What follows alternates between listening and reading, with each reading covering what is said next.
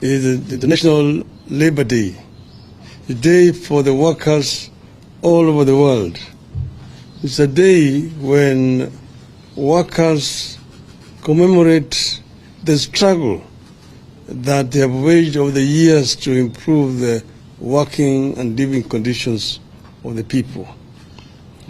And today is taking place against a background of serious distress among the workers of Kenya. But I want to take this opportunity to congratulate all our workers for their resilience and their endurance.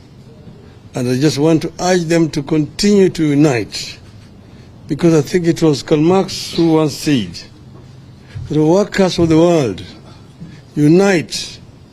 You have nothing to lose but your chains. So one would have expected today that workers would have gotten something. Unfortunately, nothing has happened to the workers, basically because of the lack of concern by those who at the moment have the responsibility to manage affairs of our country. We have a statement to make today, and this is on two subjects that we are addressing. This statement is on Shakahola massacre and protest rallies. We called you here today to make a brief statement on two issues. First, the Shakahola cult massacre, and secondly, the protest rallies planned for tomorrow. Yesterday, Honorable William Ruto announced plans to set up a judicial commission of inquiry to probe the Shakahola cult deaths. The regime also declared war on our protest activities planned for tomorrow, and they have repeated it today. Ruto's announcement on Shakahola underscores part of the problem we are facing as a country with the Kenya Kwanza regime. Ruto does not seem to know that the concept of a judicial commission of inquiry appointed by a president is unconstitutional in Kenya since the year 2010.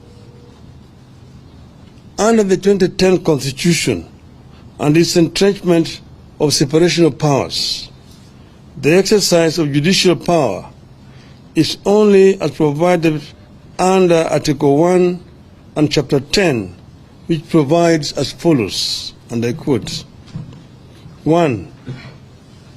The people have delegated their sovereignty of judicial power to only the judiciary and the independent tribunals established under the Constitution. 2. Only Parliament can establish a subordinate court or an independent tribunal through an act of Parliament. 3. Only Parliament can determine the jurisdiction and functions of a court or independent tribunal. 4. It is also now the law, as determined by our courts, that only the Judicial Service Commission can determine who would be employed to serve in such a tribunal. 5. Indeed, Section 13 of the Commissions of Inquiry Act is very clear that an inquiry shall be deemed to be a judicial proceeding. This makes it an absolute preserve of the judiciary under our Constitution. A president, unlike the past, no longer has power to make any decision on the constitution of a court or an independent tribunal, nor who sits in judgment in such a court or independent tribunal.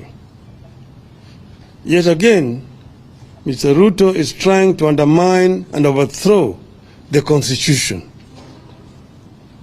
We wish to state as follows. 1. In the matter of Shakahola and the growth of cult activities in the nation, Mr. Ruto is as much a suspect as is all the cult pastors from Shakahola and beyond. He owes the people of Kenya an explanation before he purports to be trying to solve the problem. 2. The so-called pastors are the people who set up the so-called sanctuary at Ruto's former official residence in Karen as the deputy president. They did not stop there.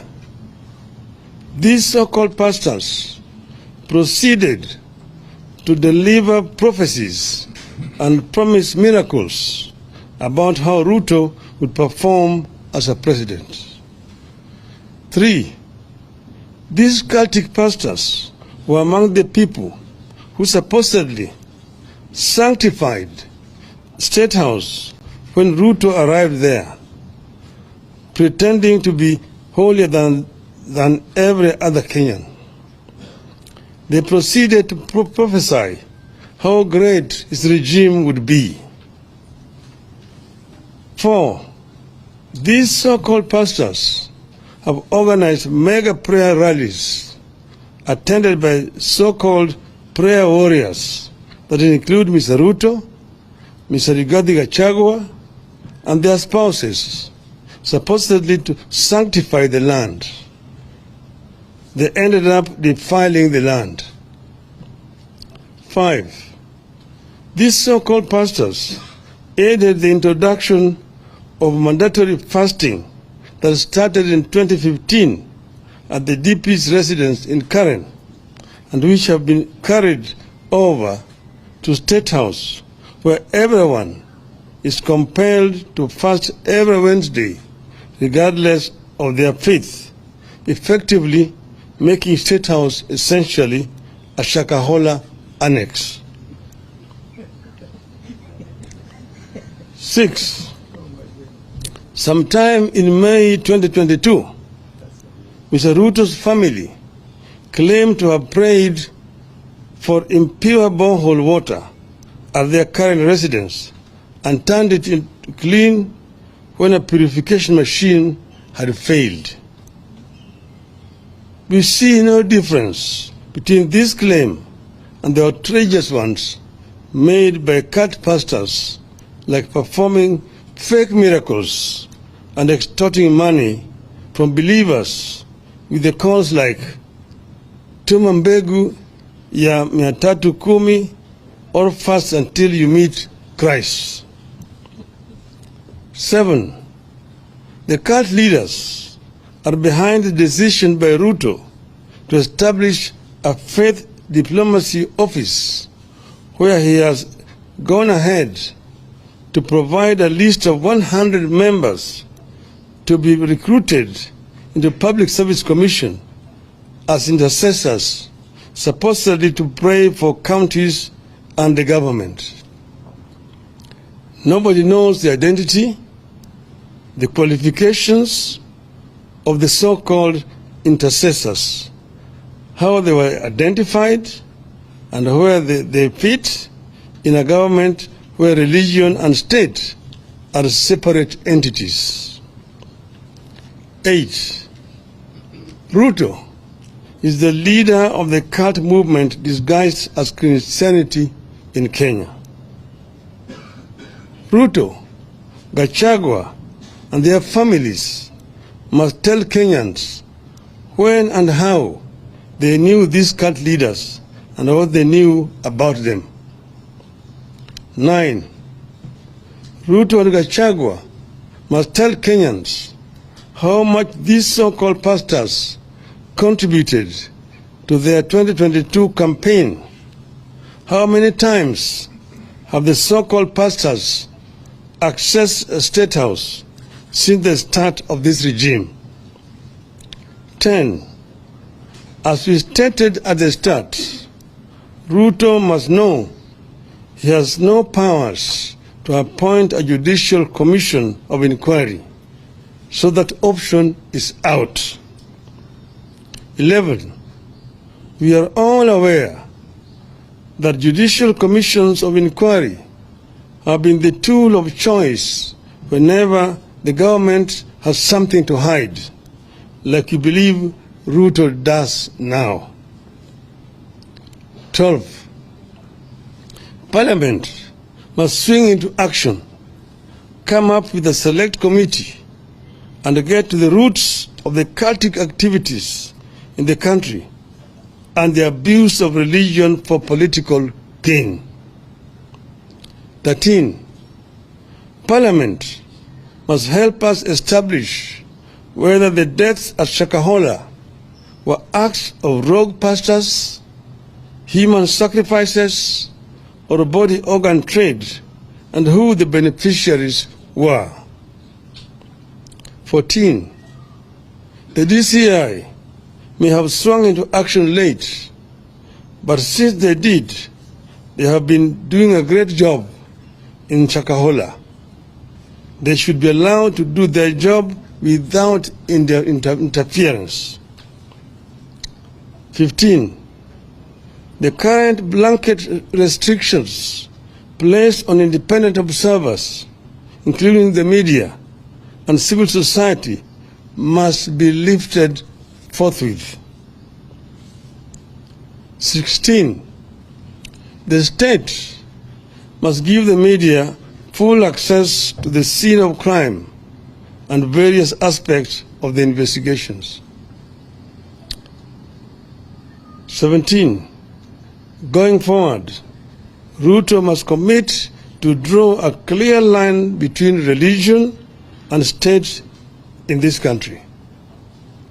He has deliberately merged the two to enable his political survival and as a cover-up for his corruption. 18th, on Shakahola, Ruto is as guilty as those he is seeking to investigate. I repeat, he is as guilty as those he is seeking to investigate. The blood of those children who starved to death crying for a spoon of water is in Ruto's hands. On our planned protest rallies, we confirm that they are on tomorrow, beginning 6 a.m. on the 2nd of May 2023. As we stated yesterday, the Constitution of Kenya, which in Article 37 provides that every person has the right peacefully and unarmed to assemble, to demonstrate, to picket, and to present petitions to public authorities, that has not been suspended. I repeat again, every person has the right peacefully and unarmed to assemble.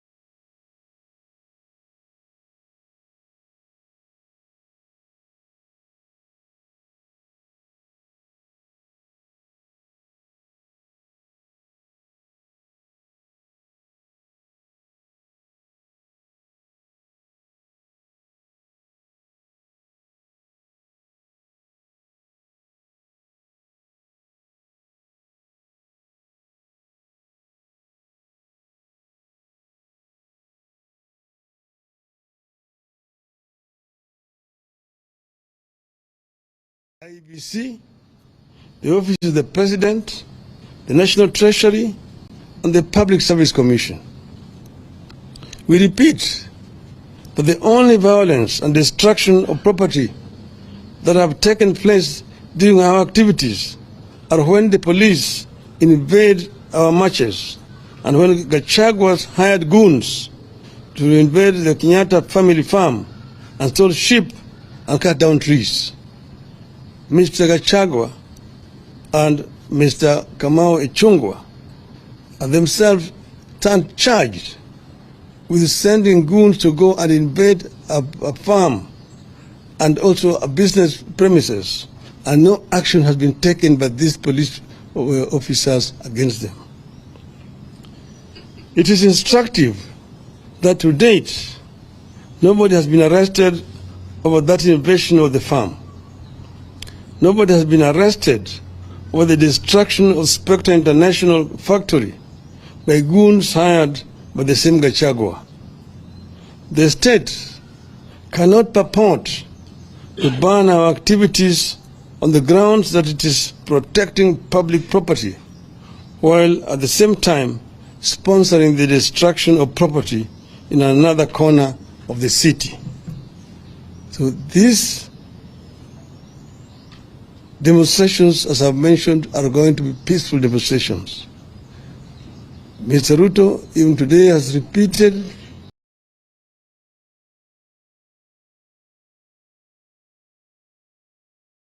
that they are stand banned, that is going to protect people's properties. We assure him there's going to be no destruction of people's properties. That is just an excuse. We assure Mr. Gachagua there will be no destruction of people's properties. Our people have been told to be peaceful. They're not even going to go to where people's places are. We're not going to markets. We're not going to shops. You say you're going to assemble at the Central Park in the city of Nairobi and march to the IBC headquarters and present a petition there. March to the office of the president along Uhuru Highway and present a petition. And also go to the treasury buildings. There are no businesses along those streets. So therefore, nobody should come up with the excuse that they are going to protect people's property tomorrow. They want to take this country to the dark days when people are not allowed to protest or to march. I invite them to see what's happening in France. Citizens have been demonstrating, buying tires on the streets in France, unprotected by the police. They've been demonstrating in Europe, in Britain. They've been demonstrating in Israel. They've been demonstrating even in Japan. So we want to tell these people that Kenya fought very hard to bring this new constitution. We will ensure that the provisions of this constitution are protected. The civil rights of the people of Kenya must be respected by whoever is in the regime, unless they want to impose a kind of civilian dictatorship back on our people. Asanteni sana. End of the statement.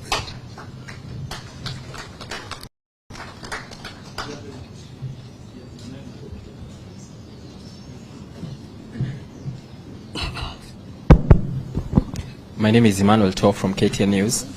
Just one question. Your previous attempts to access the CBD were unsuccessful. Okay. Raise your voice. All right. My name is Emmanuel Tor from KTN News. Your previous attempts to access the CBD were unsuccessful, and tomorrow you've targeted at least 4 government installations. How are you going to do this time around, and how are you going to access? Thank you. Well, of course, we know where those institutions are. Last time, we were barred from entering CBD. We therefore were forced to actually go on the periphery of the towns. We never chose to go to a place like Mathare, or to Kawangware, or Kangemi, or Kibra, Mukuru Kwanjenga, Pipeline, and so on. But we were denied access to the CBD, where we had applied to go and peacefully demonstrate and present our petitions to the authorities concerned. Today, they are actually trying to repeat the same thing. You said that Kenyans fought so hard to bring this constitution to life, and that it is the responsibility of each and every Kenyan to defend provisions of this constitution. If what these people are saying today is allowed to hold water, no Kenyan will ever be able to do any demonstration. All demonstrations will be illegal under the guise that you are going to be destroying people's properties, you're going to interfere with businesses of people and so on. So they are trying to create a very, very dangerous precedent, and this must be resisted by all means. Last question. Yes. The Prime Minister. Prime Minister, thank you. I am Ayub Abdikadid from Citizen TV, and this is generally a concern from the Kenyan public. You hold on to a position granted by the Constitution. That's given. The government says we are banning that based on the destruction of property and the chaos that might accompany your protests. But I'm concerned on behalf of the Kenyan people as a professional because of the political uncertainty. You are a leader in this country who is held in high esteem. The president exercises authority from the people as it is happening at the moment. Just when will this uncertainty end? Because look, investments are dipping. The economic crisis in the country is one that Kenyans are unable at the moment to fathom. Investors can't have the heart to invest again in the country, and it's staining our reputation amongst the community of nations. Just when will the political establishment understand the need for sanity and stability for this country to progress? I guess you are addressing the question to the wrong person. You are actually dealing with the victim, and that question should be put squarely to Mr. Ruto and Mr. Gachagua, because as you see, we ourselves are using the only tool available to us to talk to these people. We even offered to negotiate. We even appointed a team of negotiators, and you saw what they did. Despite appointing one of our members as their representative, and they did that on purpose. They did not want to have any negotiations. We've said that we are very ready to engage constructively in negotiations, but they have not shown any good faith in offering to negotiate. Other times, they've just been trying to buy time here and there. And that's why we actually resorting to this. This is the only option that's available to us. But for your information also, and for the information of the media generally, we have received very credible information that they are again planning tomorrow to go back to the Jubilee headquarters, to invade Jubilee headquarters with goons, to try to take it over. On the one hand, Mr. Ruto has been saying that he wants to see a strong opposition. That's why they've been saying that they want to create a position of a leader of opposition in parliament. At the same time, he's trying to cannibalize opposition. He's moving out to buy out members of parliament from the opposition to reduce the strength of opposition in parliament. He's also trying to take over political parties in the opposition. Jubilee is a member of Azimio coalition. They're signatory to the Azimio coalition, and their leadership is not in dispute. Those who try to carry out a coup in Jubilee were told by the courts that they should use internal mechanisms to resolve those problems. And according to the information that we have, Jubilee has actually called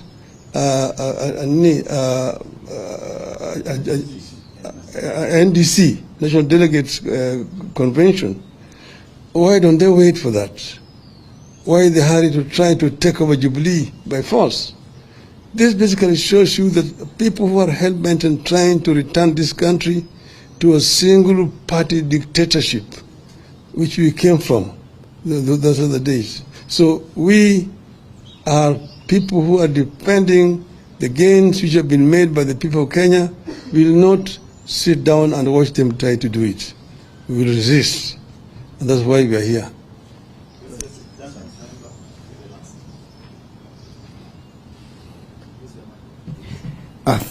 Thank you. My name is Duncan Haimba from NTV.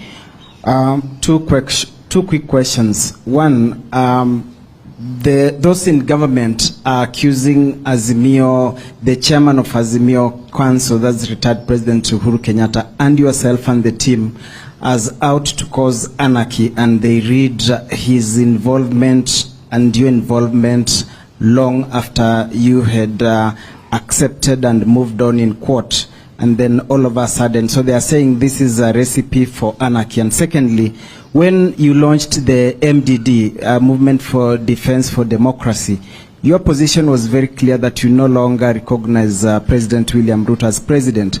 Now, you've said the petition tomorrow, among the places will be, is to deliver a petition to him. When did the position change that now you recognize him as president? Thank you. I did not say that I'm presenting a petition to Mr. Ruto.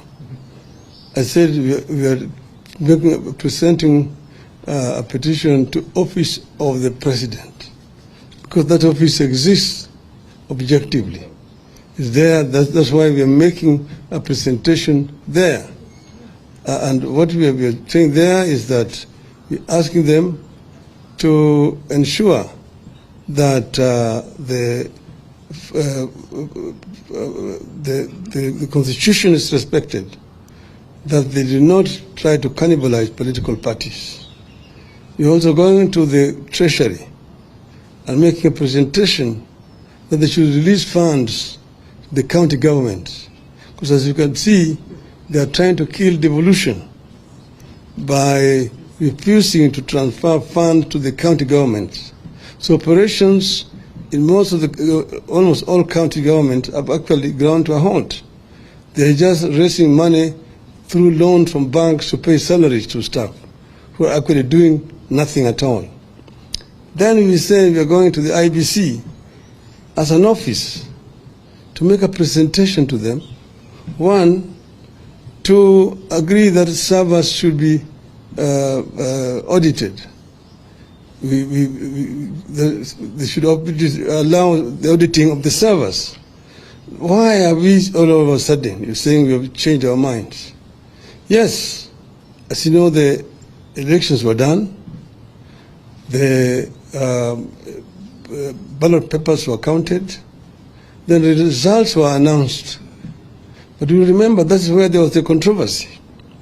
When they announced the results, 4 out of 7 members of that commission disagreed with the results which the chairman was announcing.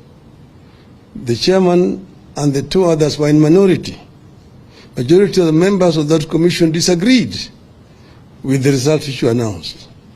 But we, however, let it go. But after that, months thereafter, 3 months later, new information came to light, which showed that in fact the information that was released by Mr. Chebukati did not represent the facts, that the 4 commissioners were right in disagreeing with Mr. Chebukati. And that's the reason why we are saying we need to have the servers audited. Why are we doing it? We're not only doing it because we want to take power, but we want to ensure that next time around Kenyans go to an election, there will be no monkey business. Because if this is not properly audited and concluded satisfactorily, Kenyans will not go to the polls. Why do you go to an election when results are announced arbitrarily by the chairman? And then we are also insisting that the 4 members of the commission need to be reinstated. Why? The only crime was because they disagreed with the chairman on the results. But if that is not corrected, it will mean that in the future, no member of a commission can disagree with the chairman, because they will fear that they will be expelled after the elections. So we are insisting that these people did not commit a crime. They were members of an independent commission, and they are performing their duties, which included agreeing or disagreeing with the results announced by the chairman. So we are saying that these Kenyans should not be condemned to misery the rest of their lives. They committed no crime, and therefore they need to be reinstated. That we do not believe is an unreasonable demand. And then we are talking about the cost of living of our people, which is so high and unbearable. You saw even today when the president asked them about the President Odinga, there was a loud disapproval of what he was trying to say. So he lives in another world. Kenyans live in a different world. He said that is also not an unreasonable demand. And then, of course, the issue of transferring funds to the devolved unit is also not an unreasonable demand. And the issue of stopping cannibalization of political parties, respecting political parties, respecting the verdict of the people at the polls is very crucial to institutionalization of multi-party democracy in our country. So all the demands that we have made are clear and open, and we are ready to sit down with people and discuss over these issues. This is our position as Azimio. Thank you. Thank you. All the food is talking about here at 160, 170, all of it is GM. Yeah, all that Dunga. It's all GM. Can you imagine? No, it's not GM. Hey.